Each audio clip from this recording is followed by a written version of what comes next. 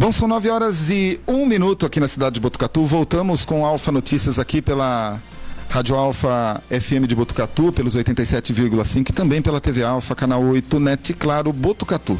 E hoje, participação aqui no nosso informativo da Daniela Tonelli, ela que é a enfermeira responsável do Sereste aqui de Botucatu, juntamente aí com o fisioterapeuta, o Humberto Petri, que veio bater um papo aqui com a gente. Daniela, seja bem-vinda, tudo bem contigo? Bom dia. Tudo bem, bom dia aos ouvintes. Nós estamos à disposição para conversar. Tudo bem. Humberto, tudo bem contigo? Bom dia. Tudo bem, bom dia a todos os ouvintes. Queria agradecer muito a participação de vocês aqui. A gente já estava aguardando já a participação de vocês. O mês de abril, um mês alusivo também essa questão da prevenção do acidente. Mas eu queria que vocês passassem, eu acho que a primeira oportunidade, na verdade, que eu estou tendo de entrevistar vocês, eu acho que a última matéria que a gente fez para o Sereste foi na mudança de prédio que vocês fizeram lá para João Passos. Acho que foi na gestão do ex-prefeito, o João Curineto, se não me engano, que foi feito ali Eu acho que foi no finalzinho dele. Ou no começo do Pardini mesmo. No começo do Pardini mesmo, né? E vocês já desenvolviam esse trabalho aqui na cidade de Botucatu. Só que eu queria saber, Humberto, na verdade, qual que é a função do Sereste? O que é o Sereste aqui em Botucatu? Eu gostaria que você explicasse isso pra gente. Certo. Então, a sigla, né, Sereste, né, significa Centro de Referência em Saúde do Trabalhador, né? Sim. Então, a criação do Sereste aqui em Botucatu, né, esse ano ele completou 20 anos, né, de existência aqui em Botucatu, né, foi criada a partir de uma política nacional, né, da RENAST, que faz parte da Rede Nacional de Atenção Integral à Saúde do Trabalhador. Sim. Então, são vários Serestes espalhados, né, pelo Brasil todo, né. No estado de São Paulo nós temos cerca de 40 Serestes, né. Uhum. E o nosso Sereste aqui é uma regional, né, então a gente atende Botucatu e mais 12 municípios da região, né? Uhum. Então o Sereste ele faz ações de assistência no sentido de dar apoio para toda a rede, né, de saúde de Botucatu, dos 12 municípios, dos nossos 13 municípios da área de abrangência, né, para estabelecimento de nexo causal, né, para estabelecer a relação, né, de um adoecimento com o trabalho, né? Então a gente faz toda uma capacitação, né, com a rede de saúde desses municípios, né? Quando eles têm alguma dificuldade, a gente pode encaminhar, né, os pacientes para o Sereste, né, para estabelecimento desse nexo, né? Então tem essa parte de assistência, né? E que tem sido muito frisado, né, desde 2012 que foi implantada a Política Nacional de Saúde do Trabalhador e da Trabalhadora, né? Então, para os Serestes darem ênfase também para as ações de vigilância, né, em ambiente de trabalho. Então, o Sereste Botucatu também faz bastante, né, ações de vigilância em ambiente de trabalho, em conjunto com a vigilância sanitária dos municípios da área de abrangência, né, em conjunto com o Ministério Público do Trabalho, né, o intuito de ir nesses ambientes que podem estar adoecendo trabalhadores, né, para que se adequem, né, às normas, né, e legislações pertinentes à área para que se evitem acidentes e doenças relacionadas ao trabalho. Uhum. Daniela, eu gostaria de saber uma situação, né? A gente passa ali pelo Sereste e vê toda ali uma ambientação ali de fachada, tudo. A impressão que se dá é que o Sereste é ligado diretamente à prefeitura. Isso é uma prática ou não? Ele é um órgão independente? Como que funciona isso na prática? A quem vocês reportam? Não, a gente pertence à Secretaria Municipal de Saúde, né, à gestão municipal. A verba que é destinada ao Sereste, ela vem de recursos federais, né? E isso é repassado para o município. E o município, então, faz a contratação de funcionários, faz a alocação da residência, né? E para que a gente possa atuar dentro da política de saúde do trabalhador. Mas é totalmente vinculado. E você também responde à DRS de Bauru, também ou não? Diretamente através da Secretaria, né, de Saúde? De uma forma mais indireta, mas sim, né? Respondemos. Entendi. E como que funciona? Porque assim, quando a gente fala de uma entidade que faz a fiscalização, como que isso atua por exemplo, com os sindicatos? Vocês trabalham mais ou menos em parceria? Como que funciona na prática isso? Então, o Sereste é um serviço, ele difere um pouco da atenção primária, né? Então, ele é um serviço secundário, onde esse serviço presta apoio técnico para os órgãos que achem necessário sobre saúde do trabalhador. Então, a gente sim presta apoio para os sindicatos, quando necessário, quando eles acham importante, mas a gente sempre está vinculado com os sindicatos, a gente sempre acaba conversando, tirando dúvidas, perguntando como que foi, como que estão as notificações dos acidentes e assim por diante. Tem um bom vínculo.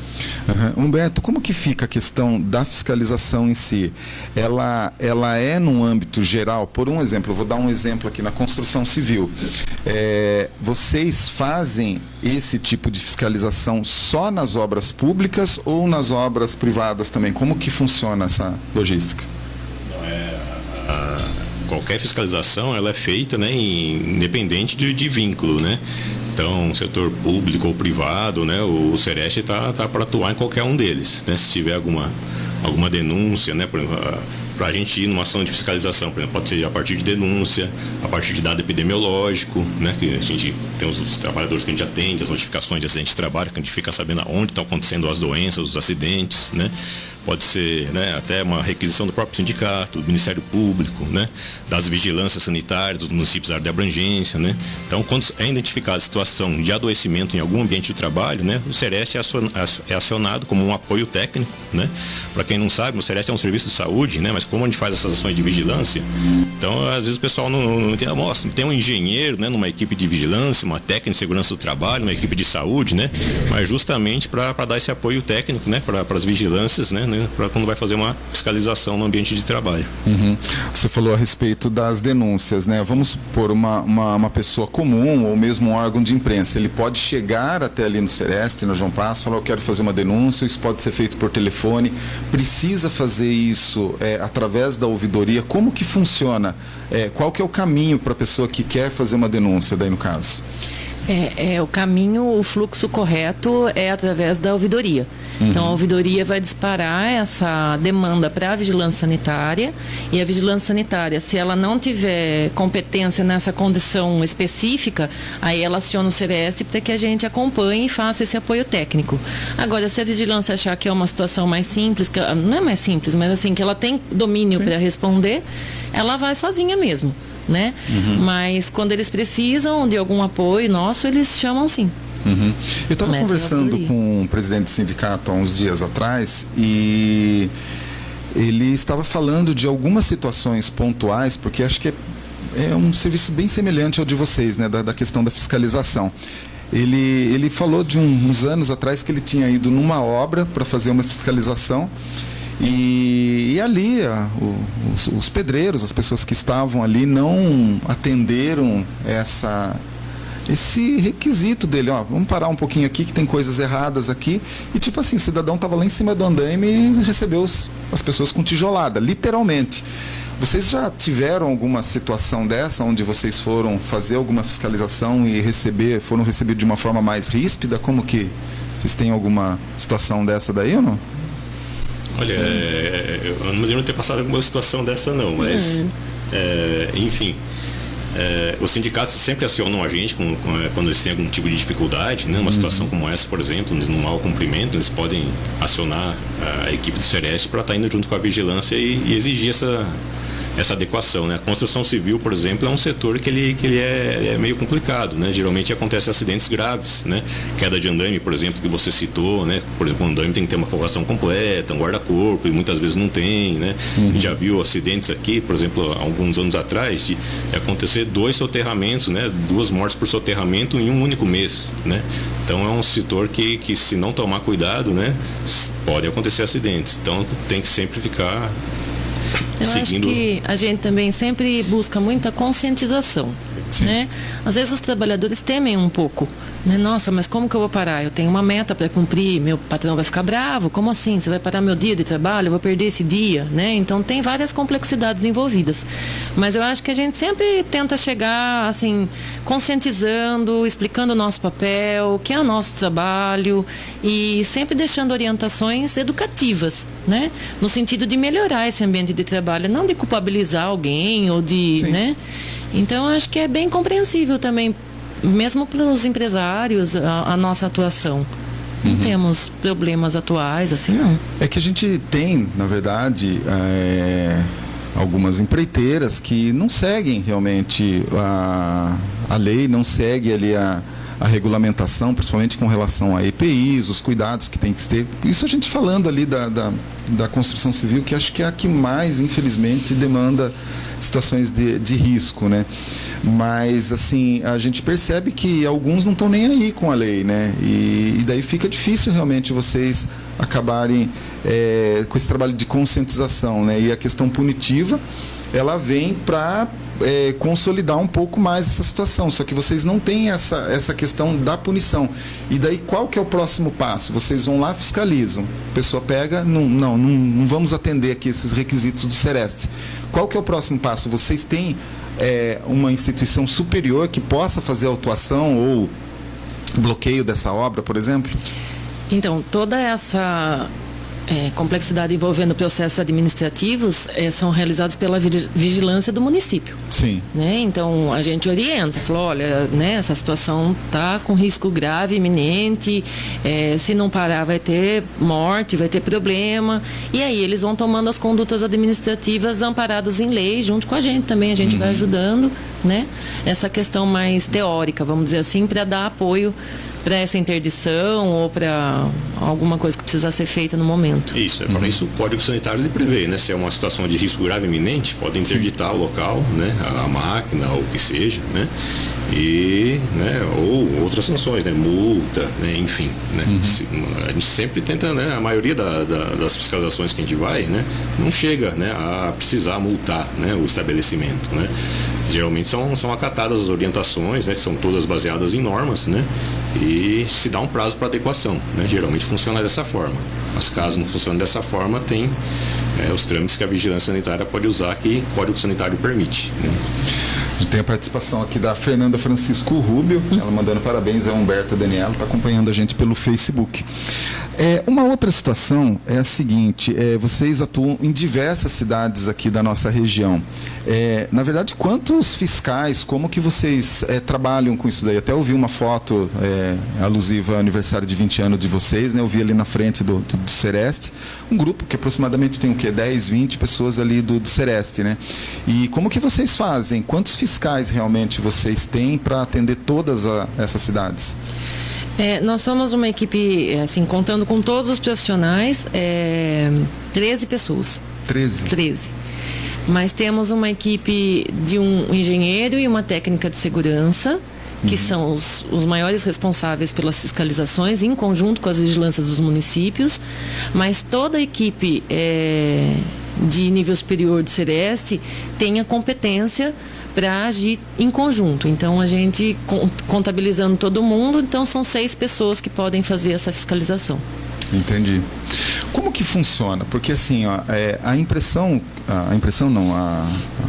a leitura que a gente faz, que o Sereste ele é ligado diretamente à prefeitura. Só que a prefeitura também tem o teu trabalho específico de obras aqui no município, seja através de empresas terceirizadas, ou seja através de trabalho direto por parte, principalmente da Secretaria de Obras e outras secretarias também, que qualquer tipo vocês estão atuando com relação a isso daí. Mas como que fica a fiscalização de vocês em cima de um órgão que também vocês representam, Humberto? Como que funciona essa... Vocês têm muita demanda da própria prefeitura em cima de fiscalização deles mesmos? Já tivemos demanda, né, da prefeitura, obras, por exemplo, como você citou, né? Nesse caso, né, o Sereste, junto com a equipe de vigilância, faz um relatório do que foi visto, além de irregularidade, né? E aponta também para a Secretaria, né, de Obras, qual que for no caso, né? Com as recomendações que as normas pedem, né? E nesse caso também, esse relatório é passado para o órgão para adequação, né? Entendi.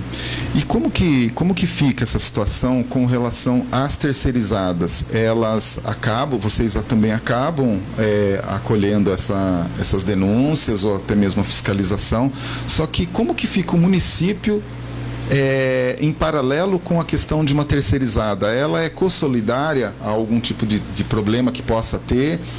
Quem que fiscaliza essa situação? Porque às vezes a gente entende também que a prefeitura vai lá, eu estou contratando uma empresa para fazer uma ponte. Ótimo. Só que assim, já no contrato é descrito ali toda uma situação que a própria empresa terceirizada tem que se adequar. Só que assim, a gente observa de longe a situação e a gente vê também que não há uma fiscalização por parte da prefeitura em cima da terceirizada. Aí como que fica essa situação? Se a prefeitura, eu não estou dizendo que ela faz isso, mas vamos supor que a prefeitura prevarica na situação de não fiscalizar, ela é co-solidária a uma situação de risco, a uma situação de acidente que venha acontecer ou não? Você quer responder? Sim, eu acho que todo empregador, né, que tem um terceirizado, ele é responsável, corresponsável, né? Então, sim, precisa existir dentro, né, como você citou, da prefeitura, um órgão fiscalizador para ver se esse contrato realmente está sendo cumprido, né, que foi fechado. Mas quando chega até o Sereste, a gente vai fazer da mesma forma que o Humberto disse, a gente vai até o ambiente de trabalho, identifica as questões problemáticas, compara isso com a legislação, né, aquilo que nos dá respaldo, faz um relatório e manda para a terceirizada e para o local que deu emprego à terceirizada. Então aí eles têm que se adequar, né? Porque tem essa corresponsabilidade, sim. Se acontecer alguma coisa com o trabalhador, quem contrata vai responder juridicamente também. Saindo do campo público, Humberto, como que fica a situação? Eu, Fernando, vou contratar um pintor para minha casa. É um sobrado, eu vou lá, contrato ele. Ele não tem uma MEI. Eu, como contratante, eu respondo da mesma forma solidária do que uma prefeitura contratando uma empreiteira. Eu também sou responsável se ele tiver um acidente de trabalho no local, ou o que eu posso pedir dele para que eu fique isento de qualquer tipo de problema processual. Então, essa é uma questão mais jurídica que eu também não sei se eu sei responder com certeza para você, né? Mas o que a gente orienta, né, quem vai contratar um serviço aí de terceiros para fazer alguma coisa na sua residência, né, é tentar observar, né, se puder fazer um contrato, né, para que consiga especificar ali que a pessoa que está sendo contratada, né, ela tem que cumprir normas de segurança, né, observar, por exemplo, que nem você falou, a grosso modo, consegue ver, né, se a pessoa está num andaime ali que está desprotegida ou não, né? Então, prestar atenção nessas coisas, né? Para evitar que aconteçam acidentes na sua residência, né? Entendi. Porque parece que tem que pagar também um certo tributo lá, né, para o INSS, tem uns esquemas também que tem que ser feito nisso daí, às vezes as pessoas não se adequam a isso, né? A partir do momento que você paga esses tributos, você também se livra de uma situação processual caso haja algum tipo de acidente, né? E vocês, assim, tipo, eu sei que boa parte do trabalho de vocês é movido pela denúncia, mas vocês andam pela cidade assim, puxa, tô vendo algo irregular. Vocês pegam e param também para orientar no caso ou não? Sim, pode acontecer, né? Se a gente vê uma situação de risco grave iminente ali, a gente vai parar para tentar solucionar aquele problema ali também, né? Entendi. Mas o CRS, a gente trabalha muito, né? Mais até do que denúncias, em função de dados epidemiológicos, assim, do serviço, né? Então a gente sabe, né, através de notificações, de atendimentos que a gente faz no serviço, né, aonde estão acontecendo mais adoecimentos, onde estão acontecendo acidentes, para a gente poder ir nesses lugares para tomar medidas de prevenção, né? Bom, quanto à questão dos acidentes de trabalho, todos os acidentes são notificados para vocês ou vocês não têm dados a respeito disso? Como que funciona essa logística aqui em Botucatu? Nós temos o SINAM, que é um Sistema Nacional de Agravos de Notificação, mas que infelizmente é extremamente ainda subnotificado, né? Então, existe um trabalho com o Ministério Público do Trabalho sendo realizado desde 2021, 2022 para intensificar essas notificações, né, nos grandes hospitais, grandes empresas, para que nenhum acidente passe desapercebido e a gente construa esses dados para poder então fazer essas prevenções nos ambientes de trabalho. Mas é bem frágil ainda, eu acho que tem um longo caminho para que isso se adeque à realidade dos acidentes com as notificações. E em Botucatu a gente também tem o relatório de atendimento ao acidentado do trabalho, que é uma lei complementar que a gente chama de RAAT, que é um instrumento universal, não tem ligação jurídica, nada, é mais para notificar o Sereste das condições de adoecimento de Botucatu, né? E tem alguns municípios da região que também aderiram ao RAAT. Então a gente fica sabendo através dessa notificação também onde estão acontecendo, né, os acidentes, os adoecimentos. Então, existem esses dois tipos de notificação. O CAT, que é o Comunicado de Acidente de Trabalho, é um dado previdenciário. Então, a gente não tem esse dado efetivamente nas nossas mãos. Né? Vocês têm mais ou menos não precisa ser um número correto, mas de repente aí o número de acidentes que aconteceram no ano de 2023 aqui no município, vocês têm mais ou menos esse dado para passar para a gente? Tem. Em Botucatu ocorreram 803 acidentes de trabalho em 2023.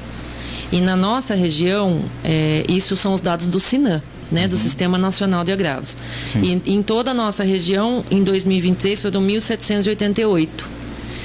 Né? Então, considerando uma cidade do porte de Botucatu e os municípios da região, né, um pouco menores, mas também com atividades agrícolas e tudo mais, é assim quase que insignificante esse número. Né? 2024 teve um aumento significativo ou vocês não têm esses dados ainda? 2024 está bem recente, né? Porque assim, o SINAM ele tem um atraso.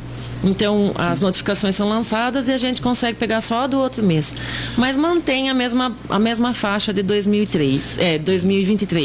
2024 ainda está nessa situação. Um dado interessante, né, que acho que é interessante falar para vocês também, se a gente puxar lá no anuário estatístico, né, da Previdência Social do INSS, né, os dados consolidados, que são até 2022, então você falou do aumento, né, de casos, né? Então aqui é referente somente aos óbitos, né, de acidentes de trabalho, né, de pessoas que têm o registro CLT, né, registro em carteira, né? Então são dados do INSS. Então eles mostraram que de 2016 até 2022, né, foram quase 16 mil mortes por acidentes de trabalho no Brasil, né? Se a gente fizer uma divisão aí vamos ver aqui, eles falam então que teve um aumento, né? Por exemplo, em 2016 foram cerca de 2.200 óbitos, em 2022 2.800, foi um aumento de 25% nesses óbitos, né? Então, um aumento considerável, né? Desses 2.800 óbitos em 2022, se a gente for dividir por dias do ano, a gente vai ver que são 8 mortes por dia no Brasil, né? Por acidentes de trabalho de pessoas com registro em carteira. É um óbito a cada 3 horas, mais ou menos, né? Então, é muita pessoa que morre de acidente de trabalho no Brasil, né? A gente falou sobre o número de acidentes aqui na cidade de Botucatu e vocês têm um número de óbitos aqui na cidade de Botucatu por acidentes de trabalho no 2023? Em 2023 foram 2 óbitos. 2? 2. Esses 2 óbitos seriam aquele acidente que teve na antena de transmissão de uma emissora de rádio? Um deles sim. Um deles sim, mas morreram 2 lá. Isso. Então são mais de 2. Ah, não, minto, aqui tá até julho só. Não, essa foi no finalzinho, né? Então, acho que foi em setembro. Não, esse não pegou, que são 2, né? Não, Botucatu, pelos dados do SINAM, é porque o SINAM tem essas falhas, né? Então, e de tempo também, né? Demora para lançar. Esses 2 que vocês foi têm em notificados março seriam empresas particulares ou empresas públicas? Você tem mais ou menos Não tenho esse dado. São particulares. São particulares? Um foi em março e um foi em julho, que eu tenho aqui. Entendi. E na visão de vocês, por que vocês acham, porque vocês cuidam aqui, principalmente da cidade de Botucatu, acho que é onde vocês têm um contato um pouco mais estreito, né? E por que vocês acham que ocorrem tantos acidentes, né? Claro que o número de mortes, em tese, é relativamente baixo, né? Até falando em relação a acidentes, né? A gente não vai entrar em detalhes aqui, mas teve uma morte em acidente de trabalho. Essa última semana aqui na cidade de Botucatu, né? Infelizmente. E assim, por que vocês acham que tem tanta... acaba tendo tanto tipo de acidente? É a falta de instrução? Ou faz parte do próprio funcionário a não respeitar as normas? O que vocês atribuem a isso? Então, acidente de trabalho, né? Assim... uma das dificuldades que a gente tem para prevenção, né, que a gente vê às vezes em muitos ambientes de trabalho, que a gente pede às vezes uma análise do acidente até para a própria empresa, né, às vezes é aquela análise focada em um descuido do trabalhador, no ato inseguro que a gente fala, né. Sim. Esse tipo de abordagem, né, que acaba focando que foi um ato inseguro do trabalhador, né, geralmente eles não colaboram muito com a prevenção, né? Geralmente quando se aborda esse tipo de finalização numa análise, você acaba propondo coisas do tipo: o trabalhador tem que prestar mais atenção, né? Mas às vezes só isso não adianta. Às vezes é uma máquina, por exemplo, que teria que ter uma proteção, que está prevista em norma. Então, quer dizer, não é só prestar mais atenção, né? Tem que ter a proteção ali para que o cara não possa colocar o dedo, perder o dedo ali na máquina, né? Então, isso é uma das dificuldades que a gente tem às vezes para abordar uma análise de acidente, é quando geralmente as análises focam mais, né, no individualismo, né, num ato inseguro do trabalhador, do que às vezes ver, né, são coisas que podem ser preveníveis, né? Por exemplo, uma máquina que deveria ter uma proteção que está prevista em norma e não tinha, né? Então, não é só prestar mais atenção, né? Tem que prevenir, colocar uma proteção para que não ocorram novos acidentes, né? Uma pergunta que veio pelo WhatsApp aqui, né, perguntando: mas o ato inseguro do trabalhador não seria evitável? Então, uma máquina segura, né, seria aquela, né, a prova de qualquer falha humana, né? A gente, né, o ser humano não consegue ter um estado de vigília ou mesmo 24 horas, você cansa, né? Você às vezes pode acontecer algum imprevisto que você possa ali, né, se machucar em determinado local, né? Então, uma máquina segura, né, geralmente a norma, né, que as normas para máquinas, por exemplo, elas estabelecem, né, uma série de proteções, né, que vão evitar qualquer descuido do trabalhador ali, né, para que que não aconteça o acidente, né? Até tem uma outra pontuação aqui: a empresa não teria obrigação de treinar o funcionário no manuseio dos instrumentos de trabalho, né? Não tem obrigação de fornecer os EPIs. Eu acho que é lógico isso, né? Eu acho que Sim, a questão dúvida. do treinamento, por mais que seja uma questão tão simples, ela teria que ser feita, né? Sim, sem Não tem dúvida. como a gente... Eu acho que é um contexto, né? Não é só uma coisa ou só outra coisa. Mas eu acho que todos os acidentes podem ser preveníveis. Então, com treinamentos, com capacitações, com experiência no ambiente de trabalho, né? E quando não se tem essa experiência, uma supervisão que possa colaborar e apoiar até que essa pessoa desenvolva essa segurança no ambiente de trabalho, né? É um contexto, é como disse Humberto, né? As máquinas têm que estar protegidas. Mas ele pôs a mão ali. Se ele pôs a mão ali é porque ela não estava protegida.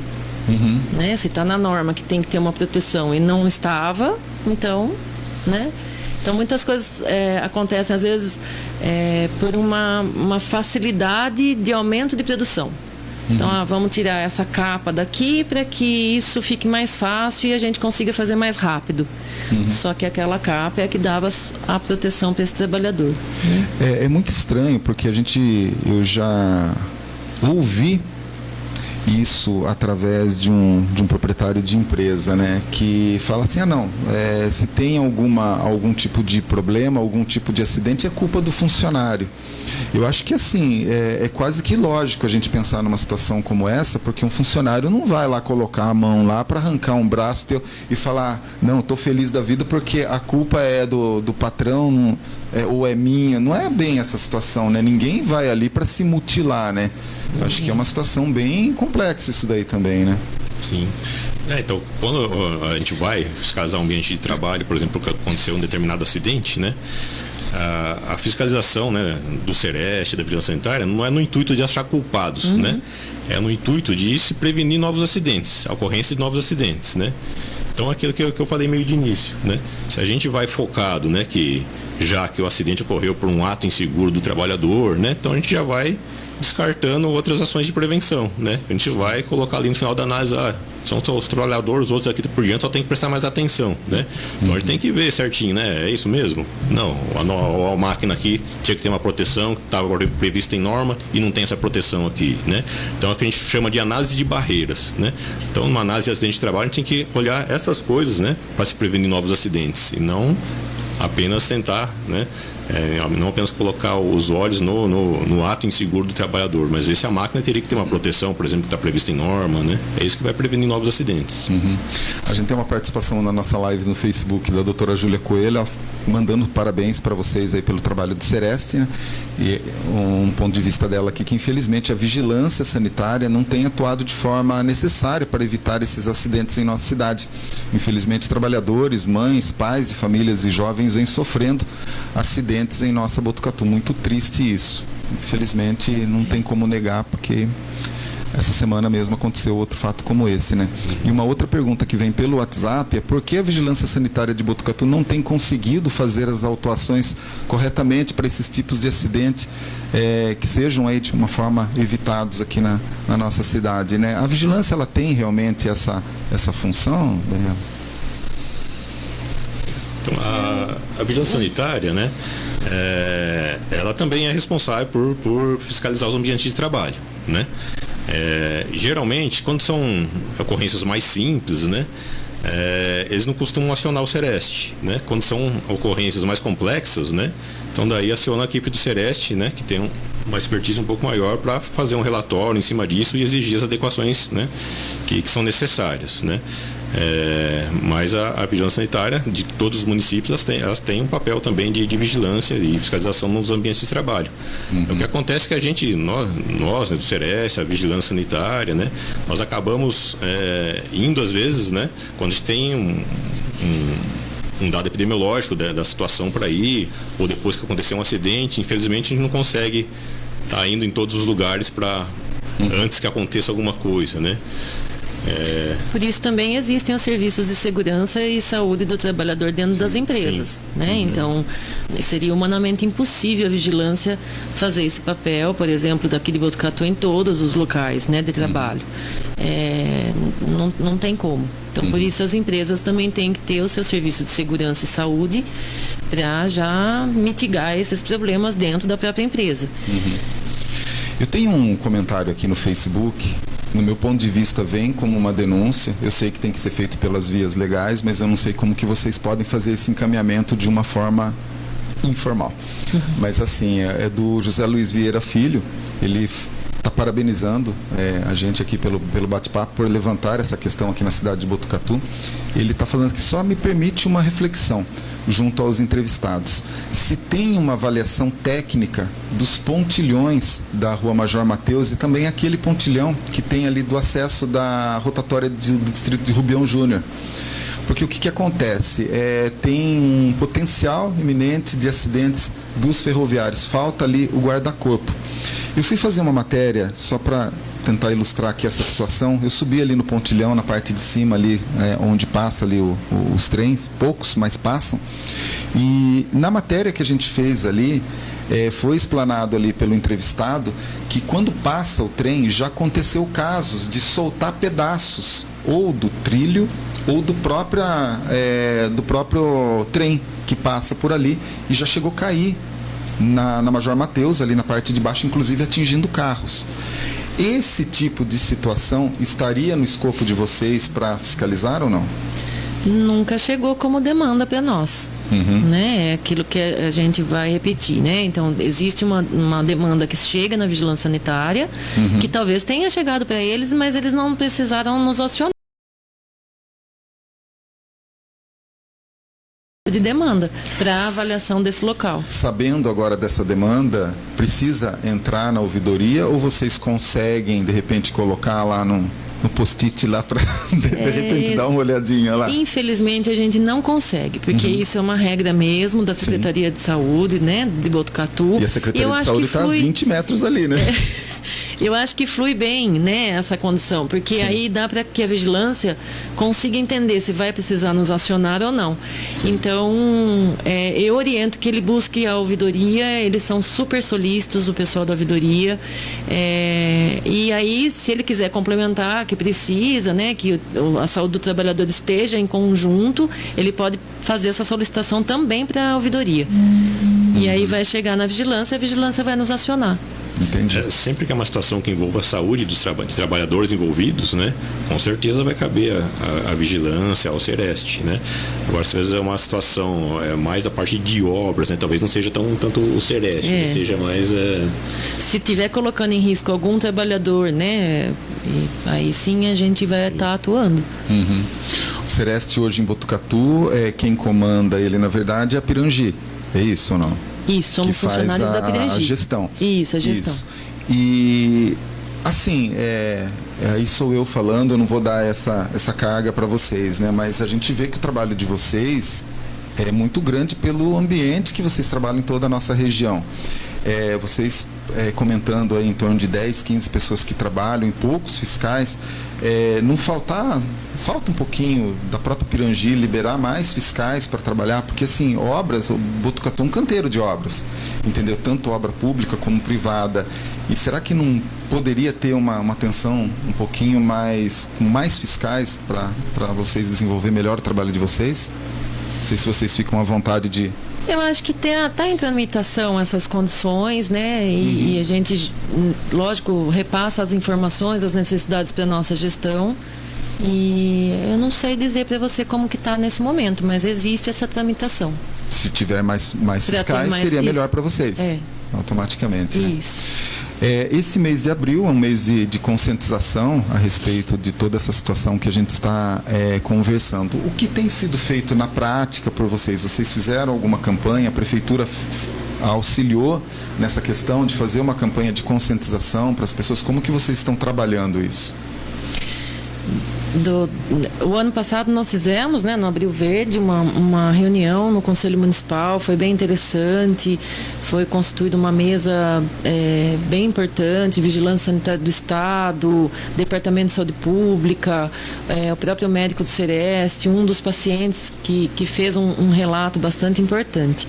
Esse ano nós focamos nas entrevistas, acho que para abranger também uma maior população, né? Sim.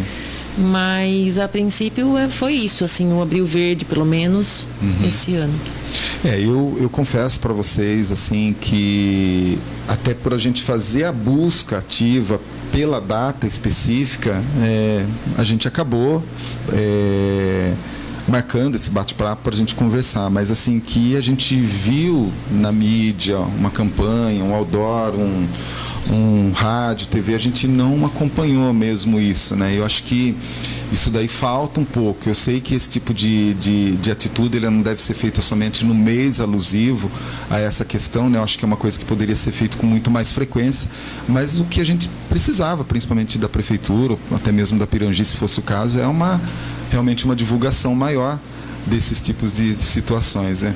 Uma pergunta bem interessante que chegou aqui também no nosso WhatsApp é como que é dividida as funções entre a vigilância sanitária e o Sereste em relação à fiscalização aí, como são divididas essas denúncias? Vocês trabalham em conjunto ou tipo assim, cada situação é para uma...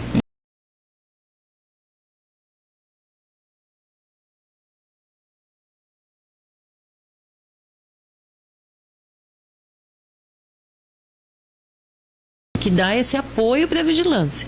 Então não existe divisão, existe colaboração. Então quando a vigilância nos solicita, nós estamos presentes. E quando nós também identificamos alguma situação ali dentro do Sereste, que a gente precisa tomar uma atitude, nós também entramos em contato com a vigilância e eles também estão presentes sempre.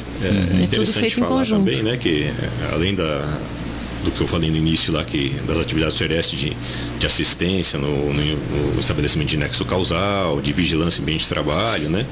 Uma das atividades do Sereste também é a educação em saúde, né? Então, além de toda a equipe de assistência dos municípios da região, a gente também tem um trabalho, né, de educação em saúde com as vigilâncias sanitárias dos municípios da região, né? Então, periodicamente, né, a gente se reúne com as vigilâncias sanitárias, né, dos municípios, né? Chegamos a fazer alguns cursos, por exemplo, de capacitação, de análise de acidente de trabalho para as vigilâncias sanitárias municipais, né, da nossa área de abrangência, no intuito de estar munindo, né, os agentes, né, de conhecimentos para que eles possam, né, em acidentes que eles considerem que demandem menos, né, que sejam menos graves, né, que eles mesmos possam agir, né, e tomar as providências que são necessárias. E daí nos casos que precisa de mais técnica, né, então daí seriam acionados os profissionais do Sereste, mas existe todo um trabalho de capacitação também para os profissionais de vigilância sanitária para desenvolver as ações de vigilância em ambiente de trabalho também. Daniela, a gente falou praticamente o tempo todo aqui sobre os acidentes, até mesmo a questão das mortes, mas o Sereste tem um importante trabalho também na prevenção, né? Como que é feito isso? Vocês acabam indo em determinados locais para fazer essa orientação? Porque às vezes quando a gente fala de questões de trabalho, às vezes eu se eu ficar 8 horas sentados nessa cadeira aqui, eu posso desenvolver algum tipo de problema, né? Então, assim, vocês têm ali uma orientação que se dá isso daí, uma cartilha, como que... Porque às vezes o próprio funcionário não sabe dos direitos que ele tem. E às vezes o simples fato dele não ter uma acomodação suficiente para trabalho demanda um problema de saúde e que ele tem esses direitos, além dos deveres, né? Mas também tem toda essa questão também preventiva, né? Vocês trabalham muito em cima disso também ou não? Eu acho que através das vigilâncias o nosso papel é esse, né? Através das inspeções, eu vou dizer, né? Nos ambientes de trabalho, o papel é esse. A gente conversa muito com os trabalhadores também, quando vai, né? Orienta, deixa o serviço em aberto para que quando precise de alguma informação possa buscar o CEREST. A equipe é completamente capacitada para dar essas informações. Então aí eu acho que essas condições de capacitar equipes, né? Tanto de saúde quanto de vigilância, para que esses olhares estejam mais atentos e possam ajudar mais, né, os trabalhadores. Eu acho que é mais nesse sentido, assim, mas localmente, né, em loco, assim, só quando realmente tem uma inspeção que a gente tem essa condição de capacitar. Já existiram situações, por exemplo, de construção civil, da gente junto com o sindicato fazer a capacitação dos trabalhadores, né? Então, reunir todos, conversar, falar dos seus direitos e deveres. Então, isso acontece também. Humberto, quem mais procura vocês? O funcionário ou o patrão? Com certeza é o funcionário, né? Geralmente são as pessoas que adoeceram, né? Que vão lá procurar o serviço, né? Mas, né, já acontece, né? De às vezes também algum empresário lá, uma empresa tá precisando de alguma orientação nesse sentido, né? Claro que dependendo, como a Grande falou, né, do grau de risco que a empresa tem, do número de funcionários, ela já tem um serviço lá, que a gente chama de SESMIT, né? Serviço especializado em engenharia e medicina do trabalho, que já cuida dessa parte ali da empresa, né? Então a nossa grande demanda são de trabalhadores, né? Uma pergunta que chegou aqui interessante: as empresas privadas são obrigadas a ter uma equipe de segurança do trabalho? Como que está hoje a lei em cima disso, Daniel? Depende do grau de risco, né, Humberto? Isso, então depende, né, do grau de risco que a empresa o número de funcionários que ela tem, né? Então daí ela tem que ter um número mínimo ali de profissionais nesse SESMIT, né? Às vezes uma empresa muito grande tem que ter um engenheiro, tem que ter um médico, né? Uma menor tem que ter só um técnico de segurança, né? Depende do número de funcionários. Outras muito menores às vezes contratam uma empresa, né? De medicina e segurança do trabalho para fazer, né? Esse trabalho. E isso é extensivo também a alguns eventos, né? A gente teve um caso em Lençóis Paulista no final de semana, que com certeza lá devia ter todo um esquema lá para atendimento também, e que isso vale também para eventos, não para locais fixos, né? Para empresas também, né? Bom ressaltar isso daí também, né? Interessante. Gente, eu queria agradecer muito a participação de vocês aqui no nosso informativo. A Daniela Tonelli, ela que é enfermeira responsável pelo CEREST, também Humberto Petri, ele que é fisioterapeuta lá do CEREST. Queria deixar os parabéns pelo aniversário lá do CEREST. Leve aí os nossos parabéns a todos os colaboradores, os funcionários lá, e dizer que o trabalho de vocês é muito importante aqui na cidade, né? Eu acho que mais do que atender aí Botucatu, vocês trabalham em toda a nossa região aí do Polo Cuesta. Estive vendo aqui o mapeamento aqui, vocês vão muito mais além aí do Polo Cuesta, e queria realmente deixar meus parabéns para vocês, e tudo que vocês precisarem aí de divulgação para a população, orientação para a população, pode sempre contar com a gente, viu? Muito obrigado, Daniela. Que ótimo, agradeço e deixo o serviço à disposição, e estamos lá para tirar dúvidas e orientações. Beto? Obrigado pelo espaço e agradeço a população também, né? Obrigado. Muito bom. São 9h45, a gente vai para um rápido intervalo e a gente já volta com as últimas informações, as últimas notícias aqui no nosso Alfa Notícias.